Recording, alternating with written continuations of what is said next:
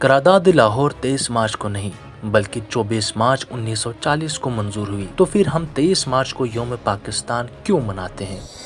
یہ وہ سوال ہے جو کئی دہائیوں سے مختلف تاریخ دان ریاست پاکستان سے پوچھتے آئے ہیں، لیکن تاحال اس سوال کا کوئی تسلی بخش جواب نہیں مل سکا۔ لیکن ہم آپ کو یوم پاکستان کا مکمل احوال اس ویڈیو میں سمجھانے کی کوشش کریں گے۔ 22 مارچ 1940 کو آل انڈیا مسلم لیگ کے سالانہ اجلاس کا آغاز ہوا۔ اجلاس کے پہلے دن یعنی 22 مارچ کو قرارداد لاہور کا کوئی ذکر نہیں ہوا۔ قائد اعظم نے پہلے دن سیاسی احوال پر ایک لمبی تقریر کی اور اجلاس کو 23 مارچ تک ملتوی کر دیا گیا۔ اگلے دن یعنی 23 مارچ کو AK فضل حق نے قرارداد لاہور پیش کی، جس کی حمایت میں ہندوستان بھر سے مختلف رہنماؤں نے تقریر کی۔ البتہ قرارداد پر ووٹنگ کے بغیر اجلاس کو 24 مارچ تک مؤخر کر دیا گیا۔ اگلے دن یعنی 24 مارچ کو قرارداد لاہور پر ووٹنگ ہوئی اور اجلاس میں موجود رہنماؤں نے متفقہ طور پر قرارداد منظور کر کے انگریزوں سے پہلی بار مسلمانان ہند کے لیے الگ وطن کا مطالبہ کر ڈالا۔ چونکہ آل انڈیا مسلم لیگ نے قرارداد 24 مارچ کو منظور کی ہے،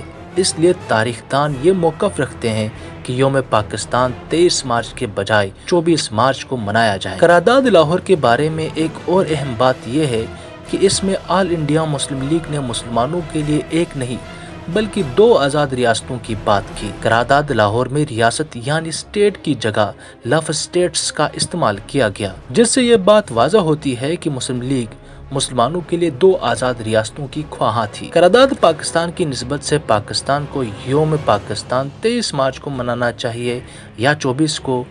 کمنٹ کر کے ضرور بتائیں۔